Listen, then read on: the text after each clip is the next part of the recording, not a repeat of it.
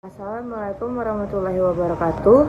Nama saya Siva Syairah Hasibuan, NPM 2103110030. Di sini saya akan menjelaskan tentang fokus dan lokus sistem politik Indonesia. Politik Indonesia adalah pembentukan kekuasaan di Indonesia. Negara hukum yang berbentuk kesatuan dengan sistem pemerintahan presidensial dan berbentuk republik serta dengan sifat parlementer. Yang pertama, fokus sistem politik Indonesia.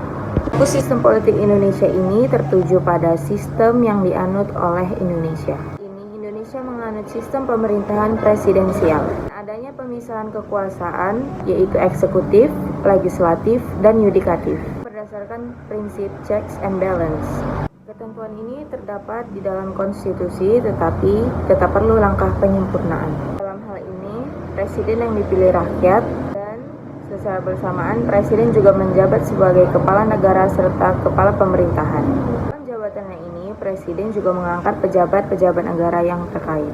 Sistem pemerintahan disebut parlementer apabila badan eksekutif sebagai pelaksana kekuasaan mendapat pengawasan langsung dari badan legislatif. Dan sistem pemerintahan disebut presidensial apabila badan eksekutif di luar pengawasan badan legislatif. Lokus sistem politik Indonesia.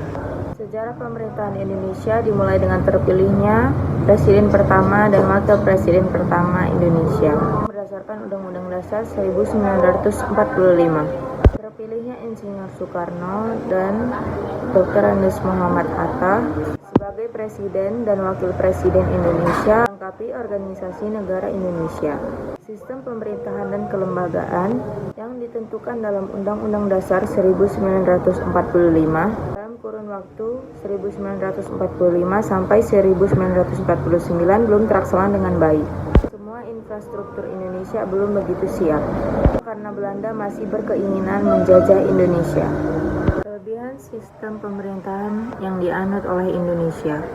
Kedudukan eksekutif lebih stabil karena parlemen tidak bisa menjatuhkan kabinet. Kedua, legislatif bukan tempat kaderisasi. Kelemahan sistem prudensial. Pembuatan keputusan membutuhkan kurun waktu yang lama. Sistem pertanggungjawaban tidak jelas. Kekuatan eksekutif sangat kuat sehingga susah untuk melakukan pemalsuan. Masa tahun 1945 sampai 1949, masa berlakunya Undang-Undang Dasar 1945.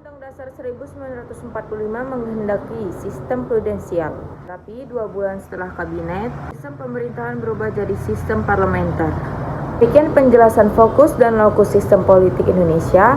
Lebih kurang saya mohon maaf. Semoga bermanfaat. Assalamualaikum warahmatullahi wabarakatuh.